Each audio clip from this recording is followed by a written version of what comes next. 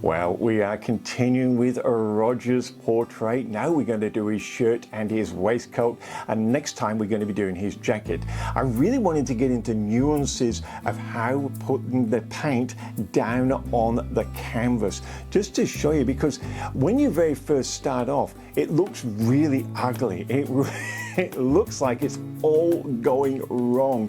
And I want you to see this because it will give you the confidence that when you get to that stage yourself and going, this just isn't working, knowing it's just a natural process of oil painting. That's just what it is. It's when you put those little final touches in that it seems to come to life. And as you build around it, it becomes even more to life because the eyes have got something to grip onto. So that's why I'm doing it this way. Hey, really, thanks for joining us, having your company. It is a real pleasure. As you know, and for those who are first here, I'm Michael, portrait artist from Perth, Western Australia. I'm a professional portrait artist and I absolutely love this profession. And what I want to do, just before we start the painting, I've got to give a big thank you to all the subscribers. Hey, you've taken me over 100 subscribers for the channel. I know that's small for channels, but for me, it really does mean the world. Thank you so much. Hey, and if you jump on my website, michaelworthingtonart.com, and you register for my newsletter, I'm giving away a free print of one of my still lifes called The Lemons, and I'm doing it in really high resolution, 350, 400 DPI, something like that, so you can get a really good print out of that for yourself. It's a little thank you for reaching that 100 subscriber milestone. It really does mean the world to me. So, without further ado, let's get to the palette and let's paint.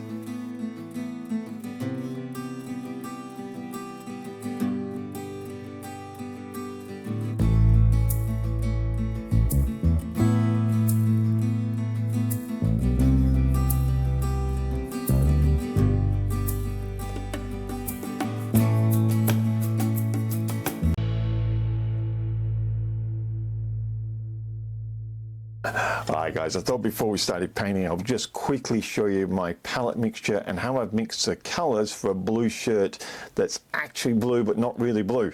Let me explain. I do start with my black. Now my black is 60% ultramarine blue and 40% burnt umber, that's why I mix it up. So I get some of that and then I want to do 50-50, so I'll add more burnt umber into it now, and that's how I get my darkest shade. And I'll just step it up just by adding a little bit more titanium white and a little bit more brown as I start to come up. So a little bit more burnt umber. And you'll notice my three darkest shades are very close because I like to put three different shades into the dark areas just to give them a little bit of interest, and so it's just not a blocked color in there. And then I lighten it again, and I'm getting it about 60% burnt umber now. Between these two, we're probably creeping up to 60% burnt umber and only about 40% ultramarine blue. This little dab here is how I'm mixing here, right? And I just put a little dab and go, yeah, that's a good distance now. Now I can start taking bigger, what they call steps, or bigger distances in the values than before. That step is that one. And you can start to see the more brown comes in. Now, one thing I want to say, so there's about 9 steps in here. This is just leftover paint. I've just put it in there. Who knows, I might use it. This one here is about 80% burnt umber and only about 30% or 20% ultramarine blue, sorry.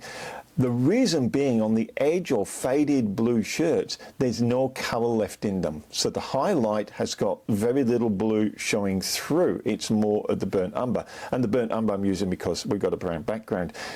It's not about painting what you see, it's about painting what you know. And by following this strategy, I'm going to age the shirt to match the age of the person, to match the age of the styling of the picture. So I'm actually taking what I know to create what I want.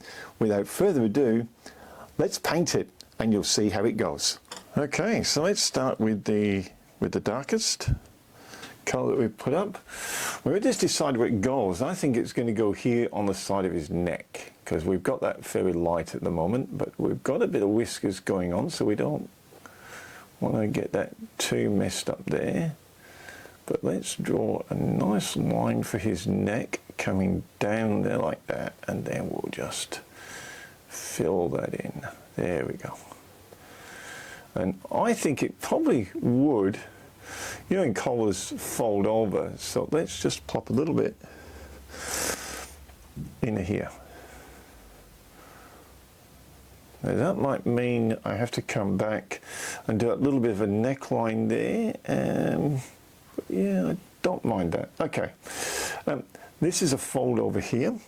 So let us, now it's not going to be dark the whole way, as you know. So it's going to have a little bit of light there. I've just made a little crease in there because you tend to get these lines on a shirt that will do this. Let's just come around here like that and form more of a triangle.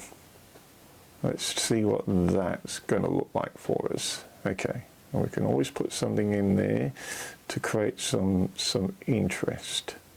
Okay, that'll be that done. So we've probably got the darkest area now sitting up here. So let's just put, and I'll just push it into that beard so I don't ruin that beard.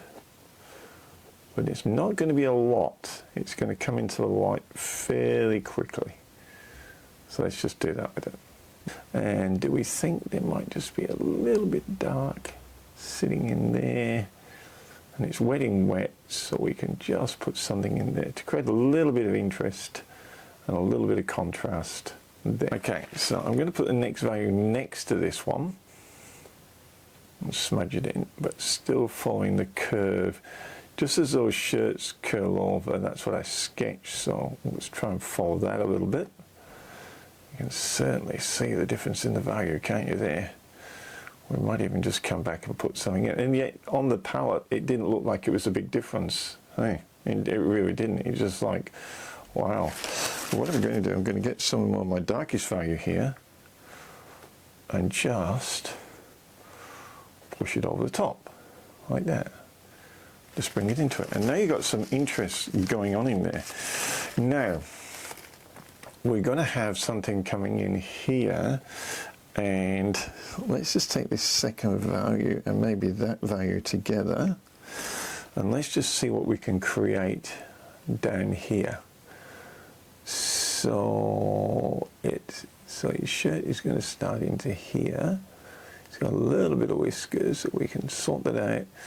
And I'm actually saying he's got a bit of a curl on here on his shirt collar. So let us come in here like this. Let's draw that line in. You know, shirts just follow these lines. So it's a matter of painting. Sometimes it's a matter of painting what you know rather than what you see.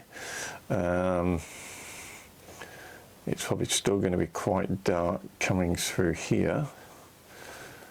It's not going to be straight lines, so let's put a bit of abstraction in here.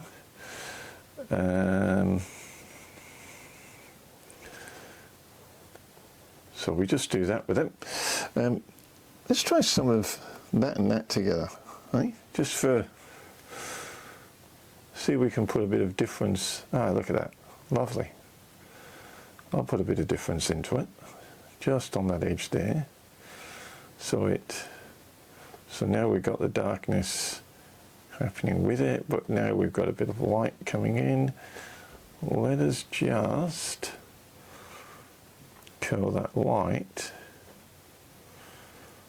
around like that.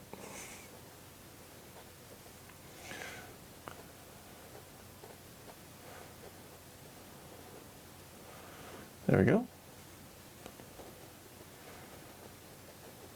And just put a little bit in here along that edge. Okay, lovely. I think what we might do is now take this step here and we're going to paint that step into along this edge. Okay.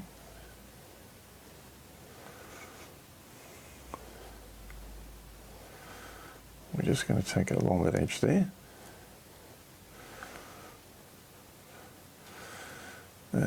I think it would go darker here. What do you reckon? I think it would. So I think what we'll do is we'll take this step and that step.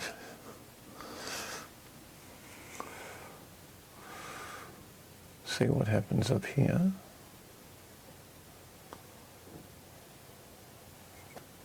Like that. Put it in like that. Okay. But I got a funny feeling that down here, instinct tells me that it would get a little bit darker again just in this corner, and it will add some variation as well. It will tell us there's a shadow forming here, and that is fine. So a little shadow forming there, we've got something going on, and now that colour looks a little bit more interesting, than what it may have done otherwise. Okay, so what I want to do just up in here, remember that other value, let's just pop that value up into here. I don't want too much of it, but I do want to see if we can create something in there that's slightly different. Maybe got a couple of lines of it. Maybe just see what we can do to make this interesting. Now this is a fold over here, so let's put something in here, because the fold is going to be the fold, yeah? So let's put a bit of a fold in there, like that. And then we can put a fold in here like this. And then it's going to... So where can we take this shirt? So his shirt kind of goes like that, goes like that. So his shirt would probably go like that, yeah? Okay. Okay. Now, okay, so let's come into here and let's put a bit of shadowing in here. So that's what I want to do there. So I just want to form a shadow that's more of a triangular shape. So like try and get a fatter edge on the shadow and then taper it down. And let's see what we think of that. Do we like that? That's not bad. Okay, in fact, that's not bad. What I'm going to do is take a little bit, mix it a bit with this brown, maybe put a bit of that in. Just in here, I just believe it would just be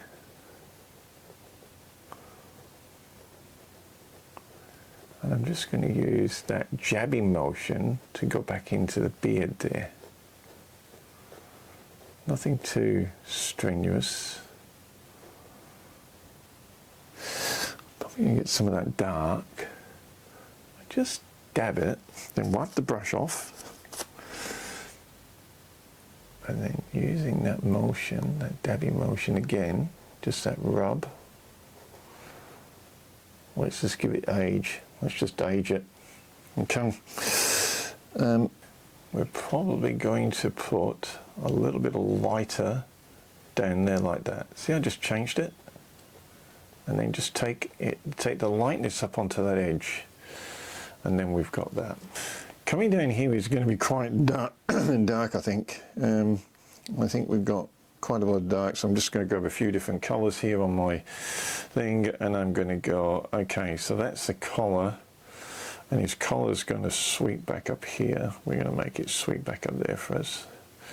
Okay, and then he's going to have a little, I think if it was a collar, he's probably going to have another shape under here, isn't he? You know, where the shirt starts to come down, but a bit of a shadow there, I think, for this shirt. Remember, it's going to come in here, so we're going to get some lightness. We're going to get the lighter shades coming into there. Let's just, okay, I'm just going to put some of that over here. Okay. Don't want it near that edge. I wanted that frayed collar look over on that edge, but I'm just going to start putting it in. It doesn't matter whether the colours start merging here. We're just going to do that, and I do want to just get a little bit of that and just pop it in here. So that's that light I was talking about, and it will just create a bit of interest on his collar there. So if I do that and I don't get too excited about it, and then I do that with it, that lighter colour. And now I can really start to form his shirt. Okay. So in here, let's just put some of this colour, and you'll see what I do. Now you've seen me do this when I did the beard. I'll smudge things in where I want them. Okay, let's go. So now let's smudge in without trying to destroy that shadow that we just did, but by trying to be a little bit randomized with stuff. We can just put that in there, and then we're going to put that in there as well. So we're now going to come down and we're going to cut it and say, okay, this is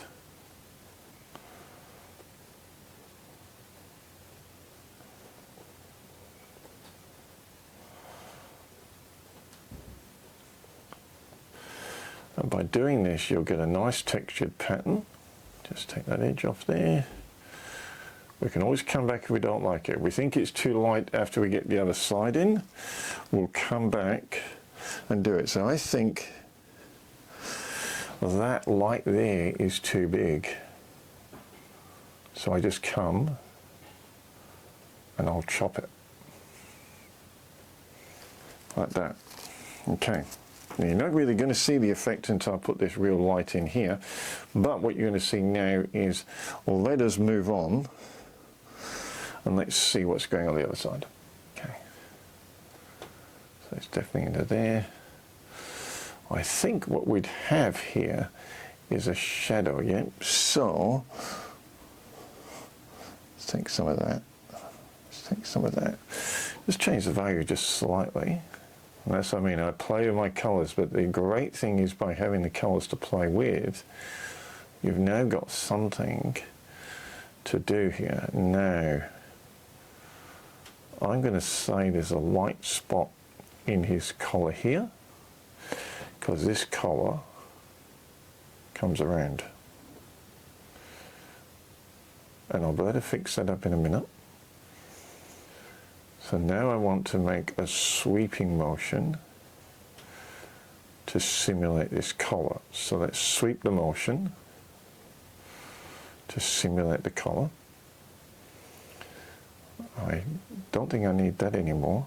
I think what we can do is use that as a textural bit, and then I'll use the flat of the brush and brush down, and I think that will give us something that will start to just say there's something going on with this collar here that's perhaps a little bit different than normal. Make it a bit interesting, make it a bit different. Got a sweep going on there, he's got a bit of an edge. This now appears to be too light to me, but that's okay. We can just get that, and we can just straight over the top, just down the prime rip. And there you go. Now you've got some texture going on. Let's drag that black, that real dark. Let's just cut a little pinhole up. Okay. So now we've got a lot going on in here. So we're really going in here. We're saying, okay, he's got a waistcoat that's coming in here, and that's probably going to be his waistcoat there. So what we're going to get is his shirt here. And this is, and don't worry, we can put the button in a minute, but let's make a contrast between one angle of the shirt and the other, so we can see where it is. Then we can worry about the rest in a moment. This has got a different shade in here. Let's just switch that brush in. Okay, we now know that we've got a shadow that should be caused by that collar. I'm going to do the jacket, we'll fix, so I won't worry about that too much, but yeah, we'll fix it up when we do the jacket. Let's put that in there, let's put that in there, let's push that into there. He's got a bit missing on his neck there.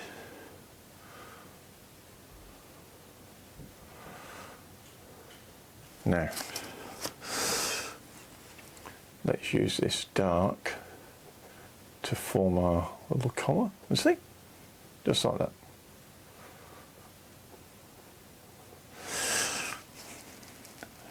Now this has got some lights in it. So now let's put some highlights on it.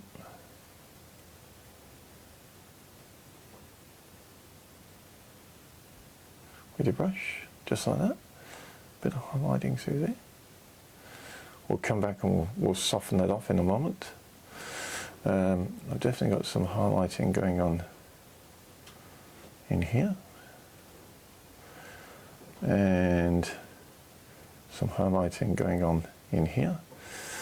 And then of course there'll be some highlighting as this shirt just falls there. And there's probably just a smidging through here, just underneath that shadow. Okay, let's wipe off the brush. Let's get this one here, and let's just brush that down, brush that down, brush that down. See the brush marks, let's not worry about brush marks. Okay, and into here, into there like that. Oh, this is so much fun. Don't worry about brush marks. You want the brush marks there. That curve there doesn't look right to me. So let's say that's the curve. And keep that jiggly motion going for your edge there. It's gonna create things up for you. Now this probably looks wrong here. We're probably going to turn this into his jacket here. We need some darker colours through here, obviously, as well as the lights. So I just want a very light edge there. Okay, then what I'm going to do is I'm going to get this. Now this is the really light stuff. This is the edge. Look how bright it is, goodness me. Okay, now it's probably going to look wrong when I originally put it in, but watch what happens as we get the brush and we just magic it in. Smudge it along. Don't worry about going on lines. It's not paint by numbers. There we go. And in here I can start on the outside because I've still got to do that. And you see just by that little pat there. Okay, now this really light stuff here that is really, really bright. Let's just put a line of it in here. You know, and a little edge of it along here, like that. And maybe just there. And that's what we want there. Okay, now let's get the brush.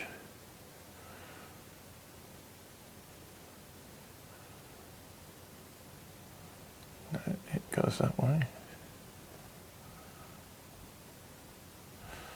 Goes that way. This just takes a bit of bravery, I suppose, some might say. Now what I want to do is just put some buttons in there, because he would have a button in here somewhere. So let's just smudge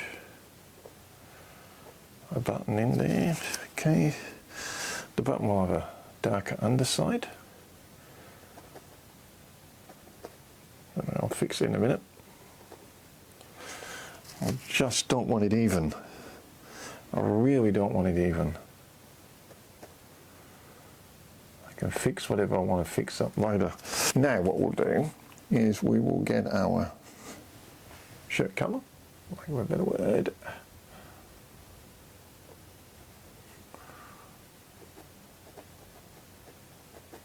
And we'll just shape that button.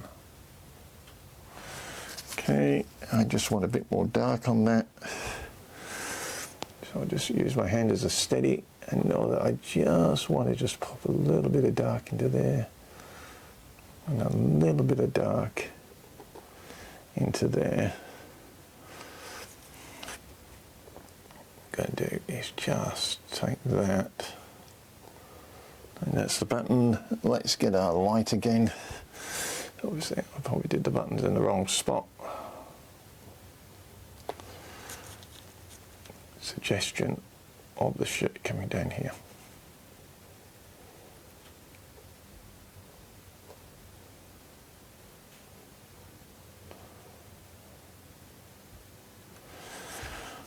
Let us just emphasize this collar here, that it is actually coming around,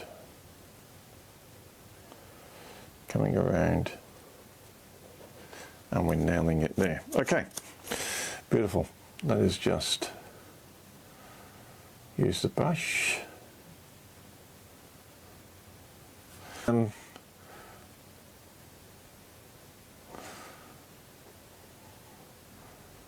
what we'll do is we'll brush it upwards into that.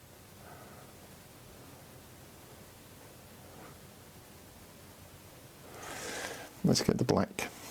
It's got a really dark colour. And then I'm just going to cut it back in like that. And I might even just get some of this and just push some of this and make that just a little bit less down here. Just so what we'll do is we'll bring in that collar. We'll bring it in there. And we will just do our... Okay, so we just had a bit of a failure with the sound, so I'll do the same myself now. Do a voiceover, I mean. Yeah, so all you see me doing now is I'm just using the flat of the brush and the tip of the brush, and I'm just softening that, because it is a soft a blue denim shirt, and now I'm just going to cut some interesting shapes into it. Give the eyes something a little bit more to look at when we do this. And look, one thing I will say, when you're painting this right now, and I paint very blocky, you know, very abstracty, so I'm not trying to be a photorealism. One word of warning, what's going to happen is it's not going to look right, because you've got all those browns and the goldy colours in the background, you've got lovely flesh tones, you've got this lovely beard happening there, and then this blue jumping out at you. And that will cause your eyes to play tricks on you and tell you that it's wrong when it's actually not wrong. So don't get thrown out by things like that. All I'm now going to do is I'm just really just saying to myself, well, there must be a bit of a shadow under here. I'll just pop that in there. What textural marks can I make on this as the shirt comes down here? I'll just put some textural marks coming down here. Just creating shadows and interest, so it's just not a bland color that's looking there. And I'll just work my way over to the other side as well. So that's all I'm doing now. I'm just looking at those finishing touches, asking myself, what does it need? But that's the word of warning. When you paint a blue shirt and you've got all the browns and the golds and the flesh tones and the whiskers, it's going to jump out and it's going to look wrong. And I'm really zoomed in. You're looking at it as close as I am. When you step back a few feet, it actually starts to work, but it won't fully work until the jacket and the waistcoat's in, until those brown ones go in. So just a few finishing marks, and it is just about done. That was a heap of fun. Loved it. Well, there we go. We've got the blue denim shirt in with a little bit of fading going on there and a bit of texturals and a bit of tonal shifts.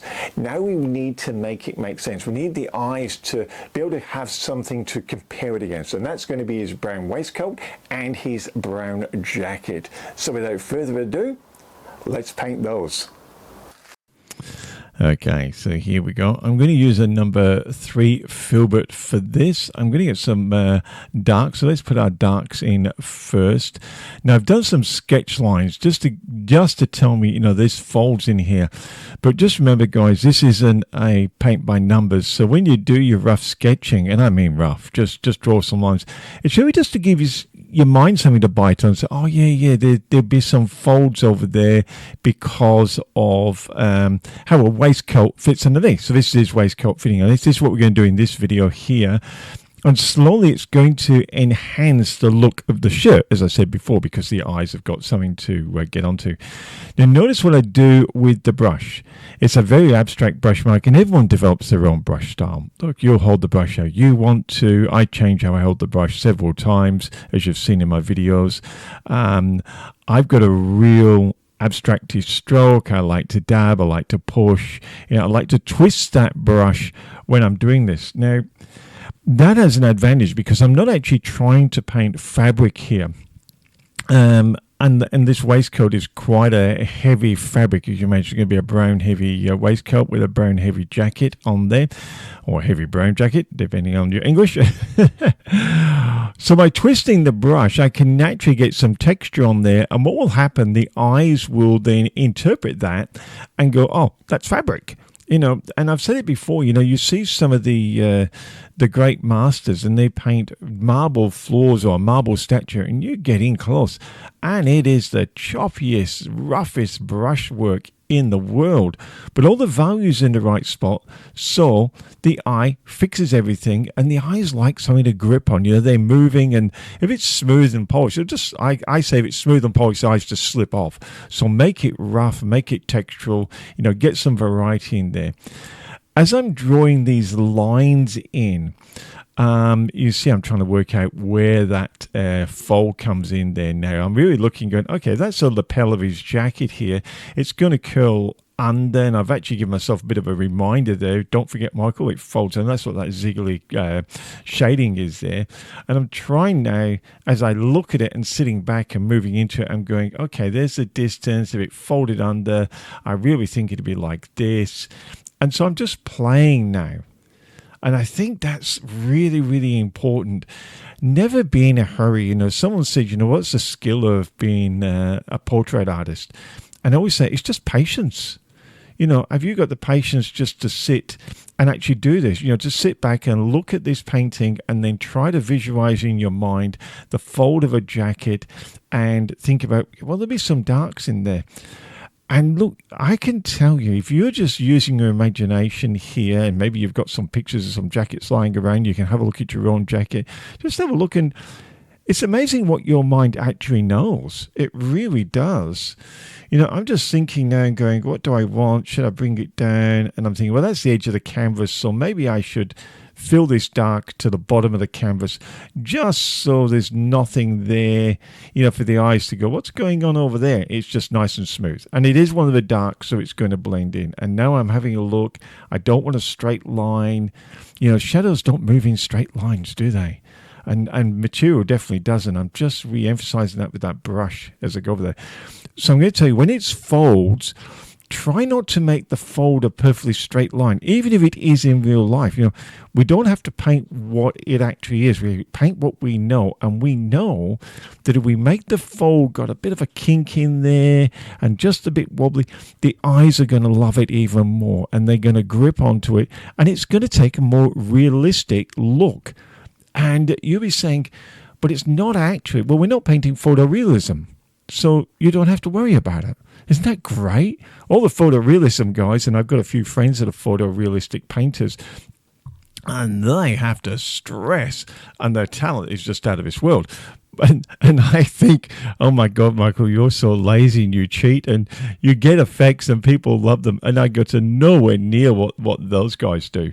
But this is more in the Sargent-esque style painting, John Singer Sargent, and those guys. This is that style of painting. I'll just grab a drink, guys. So all I'm doing now, I'm working my way around. Now, I want to give some folds and some overlaps here. I actually don't know at this stage. I do know I want to cut that dark in there just to give that collar a bit of an edge. And see the blue collar now is going to actually fold under the jacket on that edge where the brush is there. It's a bit hard to see at the moment. When I get that brown in, it'll all start making sense. And this is one thing I always say to people when I'm actually helping people learn to paint. I'm going, look, it's not going to make sense till the next piece goes in. That blue shirt is not making much sense, even to me as I look at it on the screen. I'm going, yeah, it's not bad. But I do know that once this waistcoat goes in, it's going to go, oh, it's actually not bad. And then when the jacket goes in, it's going to go, wow, didn't he do a great job on that shirt? And we will know because we've watched it develop. You're going to go, it's an illusion. It is. Okay, so we're shifting values here. I think I have a bit of an issue with this value. I think it's a bit green. And that's probably because it's against the blue. So I'm going to actually, you might just see me in a moment, just pop some red into it. I did look at it and I actually being conscious. I'm quite happy with the value itself. There you go. There's some red going into the mixture. But I thought it was a bit on the green. And because red is opposite to green on our color wheel, we just pop a little bit of red in there. No worries. Pop it over the top. Alla Prima. And you can just, and this is one thing, I know I'm drifting a little bit here, but if you're not happy with a color, say it's too green, like in this instance, you're, oh, it's a bit too green. You can actually just put a couple of dabs of red straight on top there, just wipe your brush and then just brush it in and it will change everything. Just a couple of dabs of red, that's all it needs. And that's all you see me doing. I'm actually doing it on the palette, but you could quite as easily, just as easily, do it sitting right here, goes right on the actual painting itself. All I'm doing now is shifting values. And you see that brush wiggle and wobble, and because I don't want straight lines. You don't want straight lines. You want it varied. You want various thicknesses. You know, I've got a friend of mine who says, I can't draw a straight line. I can't draw a stick figure. And I'm going, great, you'll make a great portrait artist then. There is no straight lines and there's certainly no stick figures unless you want to paint like Larry. And I said, look, you guys know I've got a damaged right hand. You know, I had an accident when I was a kid and I've lost part of a finger. It's got nerve damage. And you see it sometimes. It'll tremble. The nerves get stuck sometimes and the hand trembles. Do I worry about that? No, I just think it adds to my painting. I think, oh, well, if it trembled, it must have trembled at the right spot and it's flicked something off. And if I need to fix something, I can if I'm not happy with it. But no, you don't have to worry about these things at all. So if you can't draw straight lines, if you say, oh, I'm a bit old, I've got a bit of trembly line, you know, I'm going, hey, join the club. Doesn't matter one little bit. You can do wonderful paintings. Now, this is what I'm saying. Now, see, we're putting the values in here, and they just, as I twist that brush, it's not working, is it? You can have a look at that and you go, oh, has he got the right values? Am I watching the right YouTube channels? This guy really, that's why I show you the picture at the start. So you can actually look and go, how do you get from this to that? That one looks great. This one looks, oh, I'm going to show you. It's all going to come together at the end. You can't force it to finish. Okay, it's not a sprint. It's not I'll put down a dab of paint and it'll look perfect. This side of what I call abstract realism, where we're going to try and trick the eyes into believing it's something that it's not.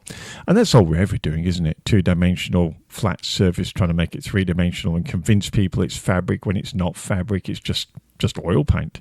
When if you're painting acrylics, it's the same thing. So no, it's not going to work at the start. Now you see, I'm just using my other hand to support myself there. You guys know I've got a damaged hand, so I quite often need support. I've got my big stick as well that I pull across and rest on that as well when I'm doing some painting. This one's fairly easy because I've got the easel I can rest one hand on and do that. And there's that movement again, that brush movement. See, not only am I doing a wiggly line, I'm actually rolling the brush on my fingers. See, I've come on an edge and I'll roll it flat. So as I'm coming down, and this is another point. This is really, really important.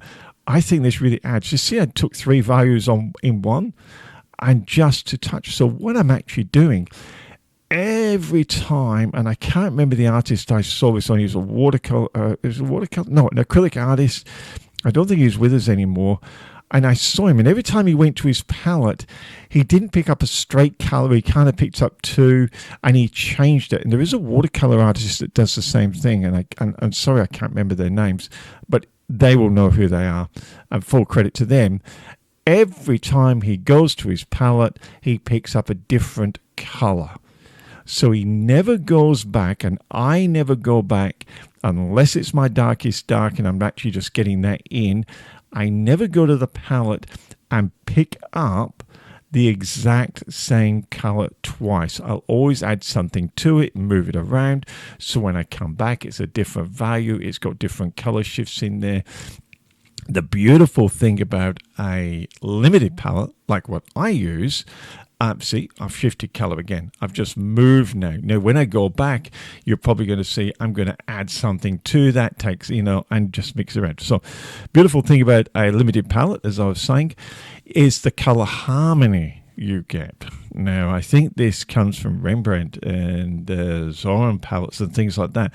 A lot of harmony naturally happening because, as you guys know, I've only got the white, the brown, the blue, the red, and the yellow. And then you saw at the beginning, I mixed my own black, 60% ultramarine blue and 40% burnt umber, the brown, and burnt umber is really like a dark orange. You can think of it as a dark orange as well. But that's what I've got on my palette. Titanium white, burnt umber, ultramarine blue, good old ultramarine blue, eh? And then I've got, I'm using alizarin crimson in this one, my usual bismuth yellow, which I love from Winsor & Newton. And yeah, and then I mix my black, as I said. So there you go. See, I'm not going for the same. Now, I don't always, when I'm doing portraits, work strictly from dark to lights. I do initially, and then I start moving. See, I just mix stuff up. Not my technique, by the way. I picked that up. One was an acrylic artist I saw do it, and there's a watercolor artist. And if I can find their name, I will tell you. I probably won't, because it's a long time. But it was something I saw him do, and I went, oh, I like that. I like that. That gives me more variety, more abstraction. I love it. And you'll see what I'm doing now. I've got something on the brush, so I'm thinking, I might just pop it in there, and then I'll just pop a little bit in here. It really, really does help you guys in the abstractions. That is probably one of my pro tips when you're doing this and you're getting to this stage of the painting. Please just decide that you're going to pick up a different color or a different value every time. Now, that pressing movement, that pushes and pulls paint. What's happening is the bristles push the lighter into the dark and pulls the darks into the light, but it also pulls the paint off the canvas, giving it texture. So now when you're looking at it and we get a zoom in, you see when we actually finish, it gets in. All I've got to do now is draw some lines for some folds. And I'm just using the edge of the brush. This is just a number 3 filbert. I don't go to anything smaller than this. I find I've really got no need to. And I just carve some lines in. I'll go, that needs a little bit more definition down there. So how easy is that? Just draw the line down.